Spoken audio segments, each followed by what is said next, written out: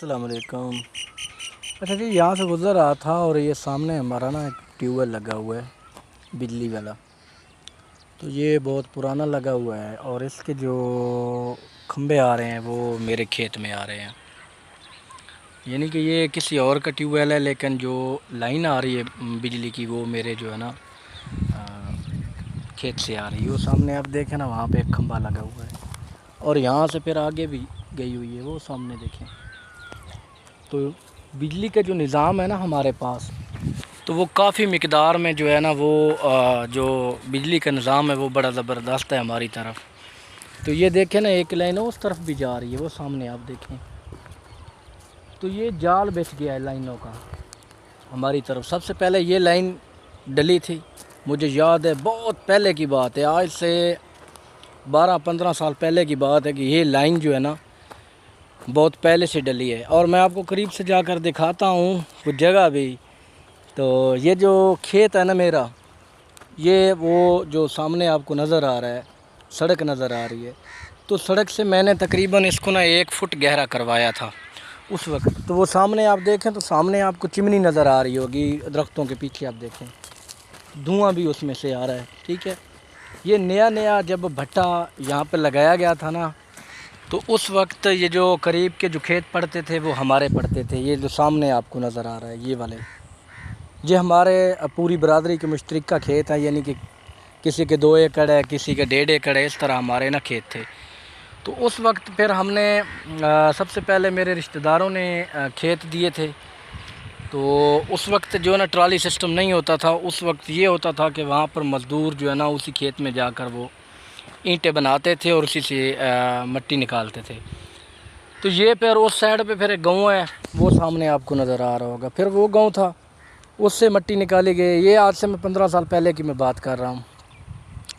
तो ये भट्टा लगने के बाद ना, भट्टे की जब लाइन निकल गई तो फिर उसके बाद जो मेन सड़क है वो सामने आपको नज़र आ रहा होगा कि ट्राली भी नज़र आ रही है। तो वहाँ से फिर ये मेन लाइन का कनेक्शन लिया गया था। तो सबसे पहले ना ये ट्यूबवेल इंस्टॉल किया था, ये जो सामने आपको नज़र आ रहा है। तो आप देखें एक लाइन उधर जा रही है, एक लाइन उधर जा रही है। तो इससे आगे उस तरफ का गाँव है नज़दीक। तो इस तरह ना ये अभी जो गवर्नमेंट हमारी ने ना बड़ी सहूलत दे दी है आवाम को, काफ़ी हद तक जनाब। आबपाशी का निज़ाम जो है आसान हो गया है ज़मींदारों के लिए, क्योंकि कॉस्ट इस पे आती है, ख़र्चा तो इस पे होता है। लेकिन जब आप अपना ट्यूबवेल इंस्टॉल कर लें तो मसला सिर्फ एक ही है कि अभी माशाल्लाह इतनी लोड शेडिंग नहीं होती। सिर्फ मसला एक ही आ रहा है कि जो यूनिट पड़ता है ना ट्यूबवेल का, वो बहुत ज़्यादा महंगा पड़ता है। यानी कि बिल जो आ रहा है ना वो बहुत ज़्यादा है। तो काफ़ी हद तक लोगों ने इस पे ट्यूबवेल पे हमारा सारा निसार जो आबपाशी का है, खेतों का है, वो सारा इसी के ऊपर है।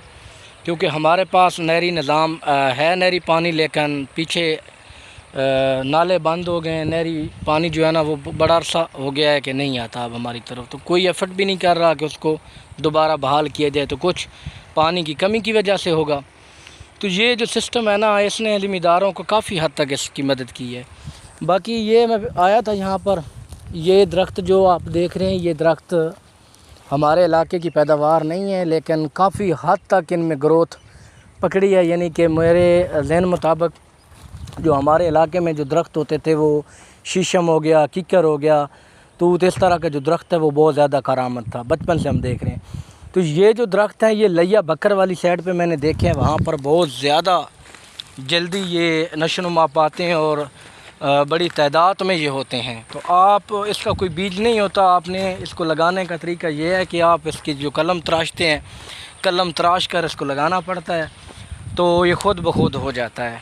कई पौधे ऐसे दरख्त होते हैं जो जिनकी कलम लगाने से उनकी अफज़ाइश आगे बढ़ती है। तो ये नस्ल सिर्फ उसमें से है, इसको खगल बोलते हैं हमारी तरफ। तो ये मुझे तकरीबन 10 साल हो गए होंगे इनको लगाया। इतनी अच्छी ग्रोथ नहीं है इस जगह पे, लेकिन बकर लई वाली साइड पर जब मैं गया हूँ तो वहाँ पर बहुत ज़्यादा तादाद में ये पाए जाते हैं सहरा में, और वहाँ पर इनका रिज़ल्ट भी 100% ही है।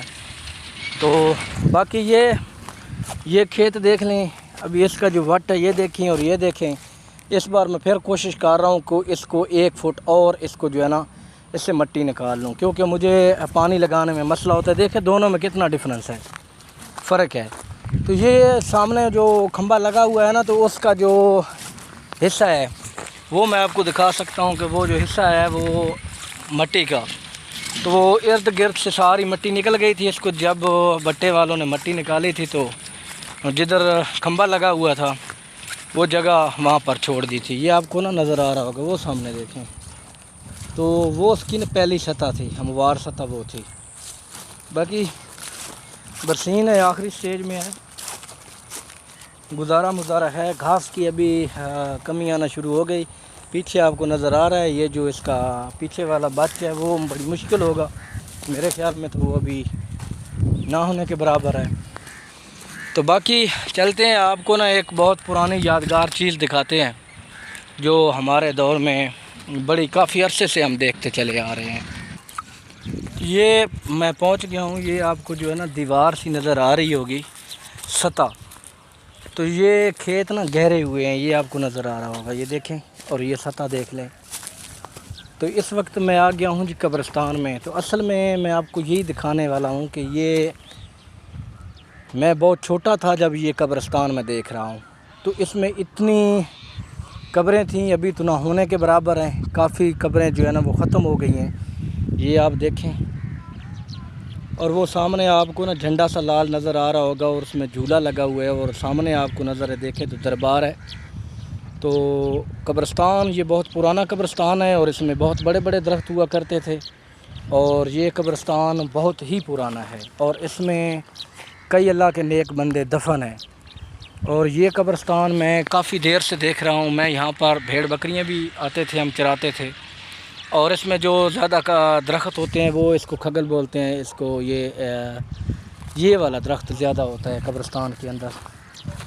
तो इन कब्रिस्तान में ना बड़े बड़े बुज़ुर्ग हमारे पड़े हुए हैं, बड़े नेक बुज़ुर्ग। तो ये बहुत ही पुराना कब्रिस्तान है, यानी कि इस कब्रिस्तान की शुरुआत यहाँ से हुई थी।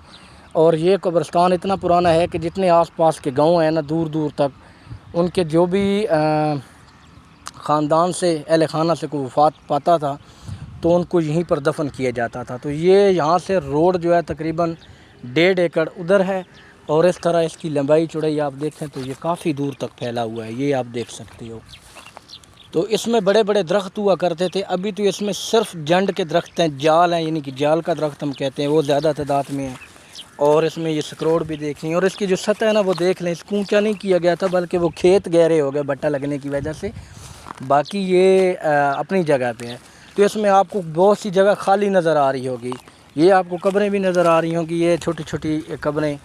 तो इनके लौहकीन नहीं आते होंगे, तो कब्रों के निशान अभी मिटना शुरू हो गए। सिर्फ वही कब्रें बाकी हैं जो मुकम्मल ईंटों से बनाई गई हैं, जिनको प्लास्टर किया गया था, पक्की, यानी कि हमारी तरफ जो कब्रें थी वो बकाया हैं।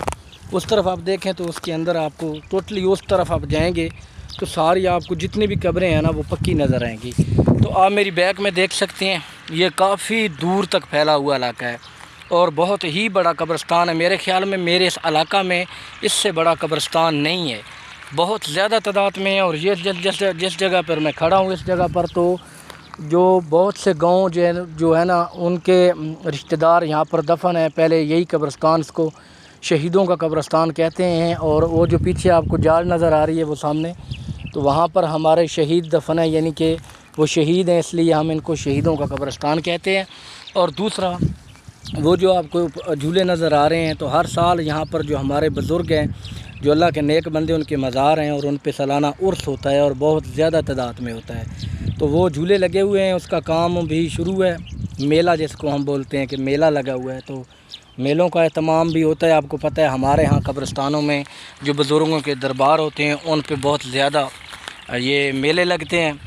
लोग चादरें चढ़ाते हैं, दुआएं मन्नतें मांगते हैं और बहुत हद तक कामयाबी हासिल करते हैं। और हम लोग दिल से कदर करते हैं और हमारा अक़ीदा है, हम इनको मानते हैं। दूसरा, उससे आगे आप देखें तो बहुत बड़ा कब्रिस्तान है। शायद मैं उस तरफ जा नहीं सकूँगा, काफ़ी दूर तक फैला हुआ है, लेकिन अभी बहुत तब्दीली आ गई है कि जो कब्रें हैं वो पक्की बनना शुरू हो गई हैं, यानी कि उसको एक दफ़ा बना दो तो वो फिर इतनी जल्दी नहीं ख़त्म हुई। लेकिन ये जो कच्ची कब्रें हैं जो पहले दौर की थीं, ये आपको नज़र आ रहा होगा, काफ़ी गैप है, ये ख़त्म हो गई। तो ये एक हमारे तरफ जो है ना, एक हमारे गांव का जो सबसे यूनिक हम कह सकते हैं चीज़ है दिखाने वाली, पुराना कब्रिस्तान, यानी कि बहुत ही पुराना कब्रिस्तान है। ये मैंने आपको दिखाया है। तो बाकी आपको मेरी वीडियोस कैसी लगती हैं कमेंट्स बॉक्स में राय ज़रूर दीजिएगा। तो वीडियो अच्छी लगे तो वीडियो को सब्सक्राइब कर, चैनल को सब्सक्राइब कर दें और लाइक कर दें, प्यारा सा कमेंट्स कर दें। तो मैं आज स्पेशली आया था इस तरफ वीडियो बनाने के लिए। तो बाकी इंशाल्लाह मुलाकात होगी नेक्स्ट वीडियो में। तब तक के लिए दीजिए इजाज़त। अल्लाह हाफ़िज़।